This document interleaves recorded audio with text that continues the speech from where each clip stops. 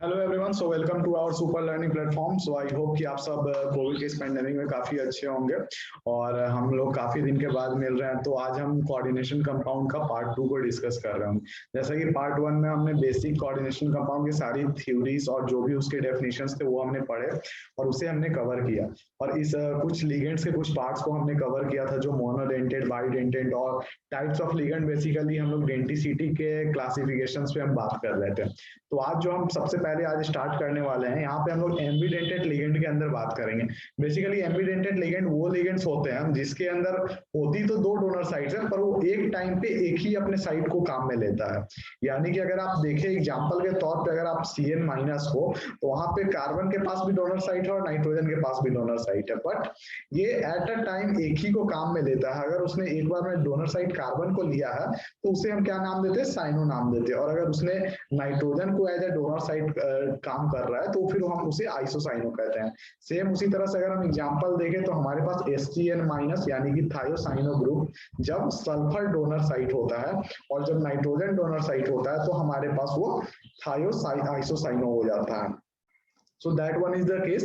एक हमारे पास दूसरा एग्जांपल आता है NO2। NO2 के अंदर क्या होता है कि जब आप यहाँ पे आपके पास N भी डोनर साइड पे है और यहाँ पे आपके पास ऑक्सीजन भी डोनर साइड पे है, तो इस केस के अंदर आप क्या करेंगे कि जब आपके पास नाइट्रोजन वाला डोनर साइट होता है तब तो बेसिकली हम सिंपल नाइट्रो बोलते हैं उसको, और जब हमारे पास ऑक्सीजन वाला डोनर साइट होता है तो हम उसे नाइट्रिटो बोलते हैं।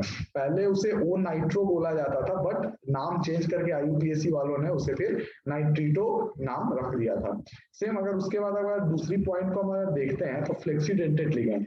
बेसिकली फ्लेक्सीडेंटेड लिगेंड एक तरह से इसे हम इंपॉर्टेंट थोड़ा सा कह सकते हैं बिकॉज ये अवेलेबिलिटी के ऊपर होती है। यहाँ पे थोड़ा सा आपको थोड़ा ट्रिक करना पड़ेगा। यहाँ पे आपकी डोनर साइट्स की अवेलेबिलिटी कितनी है, आपको जरूरत कितनी है डोनर साइट्स की, वो यहाँ पे ज्यादा डिपेंड करता है। तो जैसे कि अगर आपने EDTA को लिया, EDTA की डोनर साइट डेंसिटी अगर आप देखें तो 6 होती है, बट अगर आपको 4 की ही जरूरत है तो फिर वहां पे आप 4 को ही यूज करेंगे तो वहां पे इसकी डेंसिटी 4 शो करी जाएगी। तो ये थी फ्लेक्सीडेंटेड के अंदर, ये उसकी खासियत है कि अगर आपने यूज करना है तो ये आपके अवेलेबिलिटी और आपके जरूरी के अकॉर्डिंग ही लिगेंड्स को यहाँ पे स्विच करता है। तो ये हमारे पास एक इंपॉर्टेंट पॉइंट आ जाता है। और जो नेक्स्ट हमारे पास लिगेंड का टाइप है वो हमारे लिए बहुत ही ज्यादा इंपॉर्टेंट है, जो chelating ligands. Chelating ligands basically क्या होता है, ये वैसे लिगेंड्स होते हैं जो कि कुछ लिगेंड्स होते हैं जो सेंट्रल मेटल आइटम, जैसे जो मैं यहाँ पे CA में लिख रहा हूँ, इसका basically mean central metal item ion होता है, जो कि डोनर साइट्स के साथ एक क्लोज रिंग की फॉर्मेशन करते हैं। अगर आप सेंटेंस में इसे बोले तो some polydentate ligands bonds to central metal atom with their donor sites to form a close ring. ये वैसे लिगेंड्स होते हैं जो क्लोज रिंग की फॉर्मेशन करते हैं। जैसे अगर आप एग्जांपल देखें तो यहाँ पे मेरे पास एक सेंट्रल मेटल आइटम है और यहाँ पे ऑक्सीलेट ने अपने एक साइड से डोनेट किया और अपने इस साइड से भी डोनेट किया सेम सेंट्रल मेटल आइटम को। तो यहाँ पे क्या होता है कि अब जैसे अगर इसे हम देखें तो यहाँ पे एक ऐसे 5 मेंबर की रिंग बन के आ जाती है ये हमारे पास। तो जब ये 5 मेंबर की रिंग बनी तो जब ये लिगेंड्स इस तरह से बिहेव करते हैं तो इसे हम बोलते हैं किलेटिंग लिगेंड्स, और जब ये फॉर्मेशन कर देते हैं कॉम्प्लेक्स का तो उसे हम बोलते हैं किलेटिंग कॉम्प्लेक्स। तो ये था किलेटिंग लिगेंड्स के अंदर की बात। अब इसके कुछ पॉइंट्स हैं जो हमारे लिए पेपर्स के अंदर काफी ज्यादा इंपॉर्टेंट रहते हैं। जेई और नीट में काफी बार उन्होंने पूछ रखा है NTA वालों ने। सबसे पहली बात, जो सबसे बेसिक बात होती है, ये दूसरे कॉम्प्लेक्सेस से मुकाबले ये ज्यादा स्टेबल होते हैं। ये बाकी और जो भी लिगेंड्स होते हैं उनके मुकाबले किलेटिंग लिगेंड्स काफी ज्यादा स्टेबल होते हैं। क्यों होते हैं? तो ये अपनी रिंग फॉर्मेशन करते हैं इसलिए होते हैं। अब जो हमारे पास नेक्स्ट पॉइंट आता है वहां पे क्या कहा जाता है कि वहां पे ये कहते हैं कि the stability of किलेट्स can be explain on the basis of entropy change. आप इसको मैं समझाता हूं आपको, आप उसके पहले एक लाइन नोट कीजिए। When a chelating ligand bonds to central metal atom, it displaces some number of monoatomic ligands equal to density. As a result, the entropy increases and thus chelates are more stable. अब basically इस line से क्या कहना चाह रहा है? The stability of chelates can be explain on the basis of entropy change. Basically ये बहुत ज्यादा इंपॉर्टेंट पॉइंट है और बहुत ज्यादा बेसिक पॉइंट्स है। यहाँ पे हमें एंट्रोपी को लेके या फिर इतने ज्यादा वर्ड्स को लेके हमें यहाँ पे ज्यादा कुछ सोचना नहीं है, बहुत ही ज्यादा बेसिक है।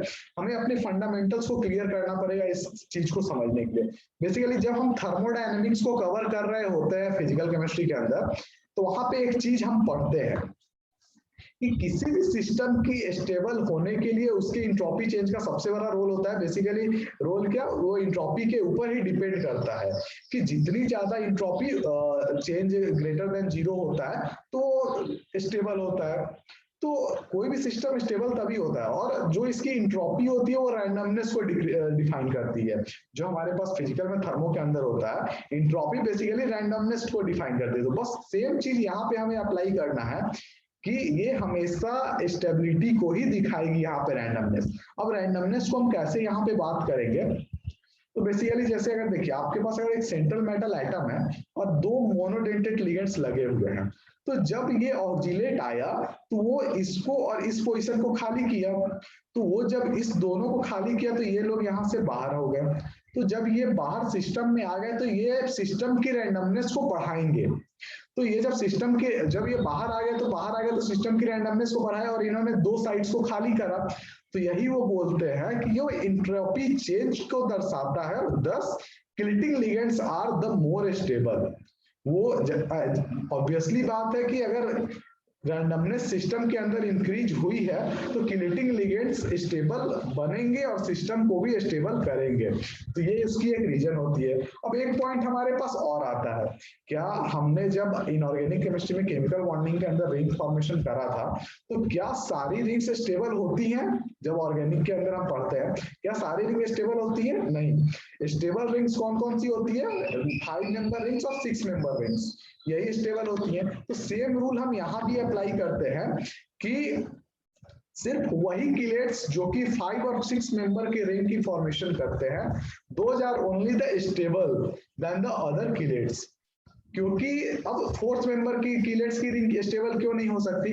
वो इसलिए स्टेबल नहीं हो सकती क्योंकि फिर वहां पे एंगल स्ट्रेन वाला फॉर्मूला फंडा आ जाता है जो हम ऑर्गेनिक के अंदर कवर करते हैं। वहां पे एंगल स्ट्रेन ज्यादा हो जाता है। तो हम रिंग सिर्फ हमें नहीं बनाना है, हमें सिस्टम की स्टेबिलिटी और जो कॉम्प्लेक्स हम बना रहे हैं उसकी भी स्टेबिलिटी का ध्यान रखते हुए, और ये स्टेबिलिटी पे काफी ज्यादा क्वेश्चंस जेईई और नीट के अंदर पूछते हैं, इसलिए मैं स्टेबिलिटी को बार बार इंफेसाइज कर रहा हूँ कि एक तो आप इस पॉइंट को जरूर याद रखें कि स्टेबिलिटी जो किलेट्स की होती है बेसिस ऑफ एंट्रोपी चेंज। पहली बात, हम एंट्रोपी चेंज पे ही स्टेबिलिटी बता देते हैं किलेट्स की, और दूसरी बात, जो 5 और 6 मेंबर रिंग्स है वो अदर किलेट्स के मुकाबले ज्यादा स्टेबल होती है।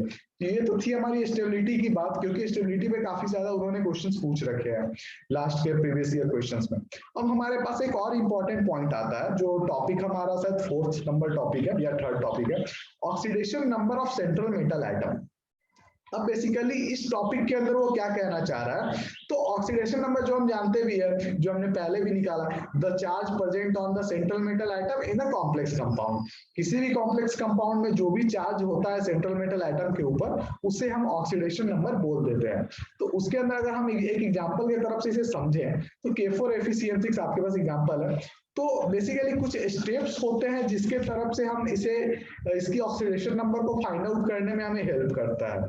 तो उस केस में यहाँ पे हमें डायरेक्ट दिख रहा है कि Fe हमारे पास सेंट्रल मेटल एटम है, क्योंकि वही एक कोऑर्डिनेशन स्पेस के अंदर में एक मेटल है। तो जब यहाँ पे अब बेसिकली जब आपने सेंट्रल मेटल एटम को पहचान लिया है, तो अब यहाँ पे हमारे पास 2 मेथड्स होते हैं इसको फाइंड आउट करने के, कि कैसे आप ऑक्सीडेशन नंबर फाइंड आउट करोगे। पहला मेथड जो हमने क्लास 11th में करा होता है, जो डायरेक्ट हम स्टार्ट कर देते हैं, जो हम अपने कुछ बेसिक से नॉलेज से, जैसे कि हमें पता होता है कि अल्कली मेटल्स की +1 ऑक्सीडेशन स्टेट होती है, हैलोजेंस की -1 होती है, ऑक्सीजन -2 के स्टेट में होता है। तो बेसिकली जो हमें कुछ पता होता है तो उससे हम डायरेक्टली स्टार्ट कर देते हैं। तो आप उस तरीके से भी ऑक्सीडेशन नंबर निकाल सकते हैं, जैसे कि पहला मेथड हमने वही यूज करा है। जैसे पोटेशियम की है ऑक्सीडेशन नंबर +1, फिर अगर Fe की हमको फाइंड आउट करनी है तो हमने x वहां पे पुट कर दिया। साइनाइड 6 है और साइनाइड की होती है -1, तो जब हम यहाँ पे कैलकुलेट करें तो x की वैल्यू हमारे पास +2 आ रही है। अब दूसरे मेथड से चलते हैं। अब दूसरा कौन सा मेथड है, तो दूसरा मेथड हमारे पास कॉम्प्लेक्स के अंदर लगता है। बेसिकली इसे आप क्रिस क्रॉस या जिगजैग भी बोल सकते हैं। तो इसके अंदर आपको क्या करना होगा कि इसके अंदर बेसिकली अगर आप देखें तो पोटेशियम की +1 होती है। तो बेसिकली जब पोटेशियम 4 के नंबर में है तो यहाँ पे ये बेसिकली 4 माइनस की आपकी फॉर्मेशन कर रहा होगा, और यहाँ पे 1 प्लस की फॉर्मेशन हो रही है। जैसे यहाँ पे तो एक ही है जो कैटायन और एनायन है, तो आखिरकार कुछ तो चार्जेस होंगे तब तो ये अट्रैक्ट है। तो अगर हमने यहाँ पे -4 को लाया है तो FeCN6 4 हमारे पास यहाँ पे प्रेजेंट है। तो बेसिकली उस केस में अगर आप यहाँ पे आप जनरल लगा दें कि x - 6 इक्वल्स टू -4, तो फिर आपको यहाँ पे x इक्वल्स टू +2 की मिल रही होगी। तो अब अगर कुछ हम प्रैक्टिस करें कुछ प्रॉब्लम्स की, तो आपके पास सबसे पहले मैंने आपको दिया एक प्रॉब्लम को प्रैक्टिस करने के लिए CONH3 4 + 2 CONH3 4 SO4। यहाँ पे ये मैंने आपको सॉल्व करने के लिए दोबारा से लिया है। तो बेसिकली अगर आप इसे फर्स्ट वाले मेथड से करते हैं ये आराम से डायरेक्ट भी हो जाएगा। अगर आप सेकेंड वाले से करते हैं तो सल्फेट की चार्ज -2 होती है, तो आपके केटाइन के ऊपर भी -2 चार्ज होगा। तो उस केस के अंदर अगर केटाइन के ऊपर +2 चार्ज है तो हम जानते हैं कि NH3 0 होता है उसका ऑक्सीडेशन नंबर, क्योंकि वो न्यूट्रल लिगेंड होता है। तो जब NH3 का 0 है और हमारे केटाइन के ऊपर +2 है तो डायरेक्टली ये +2 कहां से आ रहा होगा, तो ये कॉपर की तरफ से आ रहा होगा। तो हम डायरेक्टली बता सकते हैं कि ये +2 है। या फिर हम अगर मेथड 1 का यूज करें तो x + 0 - 2 = 0, यहां से भी हमें सेम आंसर +2 मिल रहा होगा। अब सेकेंड क्वेश्चन पे आप जाए, अगर आपने पहले को सॉल्व कर लिया उसके बाद आप थर्ड को करें और फोर्थ वन को कर ले सॉल्व। तो सेकेंड वाला जो है NiCO4, again CO is again a neutral ligand, CO की ऑक्सीडेशन नंबर 0 होता है। तो यहाँ पे तो और दूसरा कोई हमारे पास एनायन भी नहीं है, तो यहाँ पे निकल भी अपने 0 के ही ऑक्सीडेशन स्टेट में प्रेजेंट होता है। नाउ अगर हम थर्ड की बात करें तो सिमिलरली थर्ड को भी आप मेथड 1 या फिर मेथड 2 से निकाल सकते हैं। तो मेथड 2 भी काफी ज्यादा इजी होता है। यहाँ पे हमारे पास 3 पोटेशियम है तो यहाँ पे हमने 3 माइनस चार्ज पुट कर दिया। अब यहाँ पे ऑक्जिलेट है हमारे पास, और हम जानते हैं कि ऑक्जिलेट का चार्ज ऑक्सीडेशन नंबर -2 होता है। तो -2 × 3 -6, x - 6 = जो हमारे पास चार्ज है एनायन के ऊपर वो -3। तो फिर यहाँ पे हमारे पास x + 3 निकल के आ रहा होता है। अब अगर हम एक एग्जांपल देखें जहां पे डबल कॉम्प्लेक्स है एक ही साथ एक ही कंपाउंड के अंदर, तो बेसिकली इसके अंदर क्या करना होगा हमें, इसके अंदर हमें पोटेशियम और एनिन्स की 4 PtNH3 4 और PtCl4 है।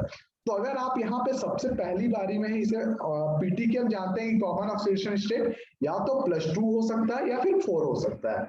तो उस केस के अंदर अगर आपने यहाँ पे 4 लिया तो यहाँ पे फिर आपके पास -4 आ जाएगा, और यहाँ -4 आने का मतलब आपका PT 0 में जा रहा है, तो विच इज इम्पॉसिबल, PT 0 नहीं हो सकता, तो ये गलत है। तो फिर हमने यहाँ पे क्या करा कि यहाँ हमने 2 पुट करके देख लिया कि अगर हम यहाँ पे 2 पुट करते हैं तो फिर यहाँ हम -2 आएगा।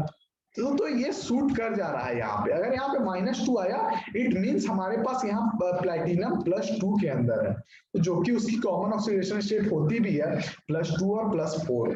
यहाँ पे जब आप ऑक्सीडेशन नंबर निकाले तो साइन को जरूर ध्यान में रखें, क्योंकि हमारा ऑक्सीडेशन स्टेट माइनस के भी अंदर होता है प्लस के भी अंदर होता है। तो आप साइंस को कंसीडर करते हुए इसको फाइंड आउट करें तो आपको इजी होगा आपको ऑक्सीडेशन नंबर फाइंड आउट करना है। बेसिकली अभी तक हम लोग तैयारी कर रहे हैं कि आगे जैसे ही हमारे पास IUPAC आए तो वहां पे काफी ज्यादा इसकी जरूरत पड़ती है, क्योंकि वहां पे फिर आपको नेमिंग करना होता है। तो बेसिकली ये सब प्रिपरेशन है कि आपने ऑक्सीडेशन नंबर जान लिया, आपने टाइप्स ऑफ लिगेंड्स जान लिए, आपने उसके नाम को जान लिया, तो आप उसकी नेमिंग करने में उतना ज्यादा कंफर्टेबल फील करेंगे उस टाइम के अंदर। और मैंने आपको पहले भी बोला था कि आप अगर एक बार बस लिगेंड्स की लिस्ट को याद करें, बाकी सारी जिम्मेदारी हमारी होती है आपको इस कोऑर्डिनेशन के अंदर आपको एक सारे क्वेश्चंस को लगाने के लिए और आपको कोऑर्डिनेशन में मास्टर कराने के लिए, कि बिल्कुल इसके अंदर आपकी कोई भी क्वेश्चन फिर रुकेगा नहीं। अब नेक्स्ट हमारे पास बहुत ही सिंपल सा एक टॉपिक आता है कोऑर्डिनेशन नंबर।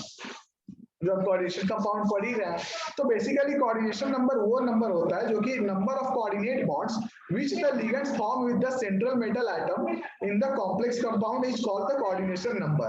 So इसके अंदर हम क्या करते हैं कि यहाँ पे हम नंबर ऑफ कोऑर्डिनेट्स बॉन्ड्स को काउंट करते हैं कि जहां पे सेंट्रल मेटल एटम के साथ लिगेंड्स फॉर्म कर रहे होते हैं। या फिर आप अगर एग्जांपल में बात करें तो प्लैटिनम NH3 होल 4, इसके ऊपर अगर आप बात करें तो यहाँ पे हमारे पास +2 ऑक्सीडेशन स्टेट है, क्योंकि NH3 हमारे पास न्यूट्रल लिगेंड होता है, तो आखिर प्लैटिनम की कुछ तो ऑक्सीडेशन स्टेट होगी, क्योंकि उसकी कॉमन ऑक्सीडेशन स्टेट जानने वाली +2 होती है। तो बेसिकली यहाँ पे 4 एमीन्स के साथ है, तो कोऑर्डिनेशन नंबर 4 है। और अगर हम सेकेंड वाले के अंदर बात करें तो K4FeCN6, यहाँ पे एक Fe6 साइनाइड के साथ जुड़ा हुआ है, तो यहाँ पे उसकी कोऑर्डिनेशन नंबर 6 है। डायरेक्टली ये बिल्कुल एग्जैक्टली सेम है। तो अगर आप K3CrC2O4 होल थ्राइस की बात करें तो यहाँ पे आप कोऑर्डिनेशन नंबर 6 होगा, क्योंकि ऑक्जिलेट जो हमारे पास होता है उसकी अगर आप बात करें तो वो बाइडेंटेट लिगेंड होता है, तो बाइडेंटेट लिगेंड है, यानी कि 2 × 3 it's coordination number equals to 6। So ऐसे आप करके इसकी कोऑर्डिनेशन नंबर्स को फाइंड आउट कर सकते हैं। अगर आप एक टेबल में आपको बता दूं जो आप ध्यान रखेंगे तो बेसिकली आने वाले टाइम पे आपको काफी इजी होने वाला है, और ये बिल्कुल आपके पहले की तरह का ही टेबल है जो हम केमिकल बॉन्डिंग्स के अंदर कवर किया करते थे। तो यहाँ बस हाइब्रिडाइजेशन और कोऑर्डिनेशन नंबर एक नया टर्म है, और एक दो और नए टर्म्स है इसके अंदर जो आप लर्न कर ले। कोऑर्डिनेशन नंबर 2, 4 और 6 बेसिकली यही हमारे पास मेनली आता है। तो कोऑर्डिनेशन नंबर 2 के लिए हमारे पास हाइब्रिडाइजेशन sp होता है, ज्योमेट्री लीनियर होता है। हमारे पास कोऑर्डिनेशन नंबर 4 के लिए हाइब्रिडेशन sp3 और dsp2 दोनों टाइप के हाइब्रिडेशन होते हैं। आपको मैं इसका रीजन बताऊंगा कि dsp2 कैसे आता है, कैसे d ऑर्बिटल आपके साथ कंबाइन कर रहा होता है कोऑर्डिनेशन नंबर 4 के टाइम पे। तो जब dsp2 आता है तो वहां पे आपका कंपाउंड स्क्वायर प्लेनर हो जाता है और ज्योमेट्री टेट्राहेड्रल हो जाती है। और जब आपका कोऑर्डिनेशन नंबर 6 होता है तो वहां पे आपके पास फिर से दो हाइब्रिडाइजेशन शो करता है, sp3d2 और d2sp3, जहां पे दोनों ऑक्टाहेड्रल कॉम्प्लेक्स ही शो करते हैं ज्योमेट्री के अंदर। तो ये हमारे कुछ कोऑर्डिनेशन टर्म्स के हाइब्रिडाइजेशंस थे, और जो एक टेबल है इंपॉर्टेंट जो आप ध्यान में रखें तो आपको काफी ज्यादा हेल्प करने वाला है ये आने वाले टर्म्स में। तो जो नेक्स्ट पार्ट में हम आएंगे तो उसमें हम इसके पार्ट 3 के अंदर कुछ और इंपॉर्टेंट टर्म्स और बेसिकली अब हम नेमिंग्स के साथ और कॉम्प्लेक्स के साथ स्टार्ट करेंगे। अभी हमने कुछ कॉम्प्लेक्सेस को जाना और उसकी नेमिंग्स को रखने के लिए हमने पूरी तरह से बेसिक्स को कंप्लीट कर लिया। अब हमारे पास हम उस सिचुएशंस में आ चुके हैं कि अगर हम इसे ट्राई करें, आप ऑक्सीडेशन नंबर पे और 2-4 क्वेश्चन ट्राई कर ले अपने मॉड्यूल का, या फिर मैं आपको एक प्रोवाइड करा देता हूँ, आप एप्लीकेशन के ऊपर अभी जाकर एक टेस्ट सीरीज अभी वहां पे एडवांस केमिस्ट्री सेट चल रहा है, तो आप उसे अटेम्प्ट करें। वो प्रॉपर एक केमिस्ट्री का मैंने सेट आपके लिए डिजाइन करा है, वो आपको बिल्कुल एक तरह से best of the selected question मैंने उसमें पुट अप करा है। तो आप उसे जाके एक बार ट्राई करें, आप उसे अटेम्प्ट करें, वो काफी ज्यादा आपके एग्जाम्स के अंदर हेल्प करने वाला है। अभी हमारे एग्जाम्स के लिए टाइम है तो हम काफी अपने प्रिपरेशन को बूस्ट अप कर सकते हैं, और हमारे साथ बने रहे, अपने दोस्तों के साथ जरूर से शेयर करें चैनल को, और इस वीडियो को जरूर से लाइक करें अगर आपको पसंद आ रही हो तो, और अपने फ्रेंड्स से जरूर शेयर करें कि उनको भी बेनिफिट्स मिल पाए इस चीज का जो हम एक फ्री सीरीज के रूप में चला रहे हैं। सो तब तक के लिए अपना ध्यान रखें। जय हिंद।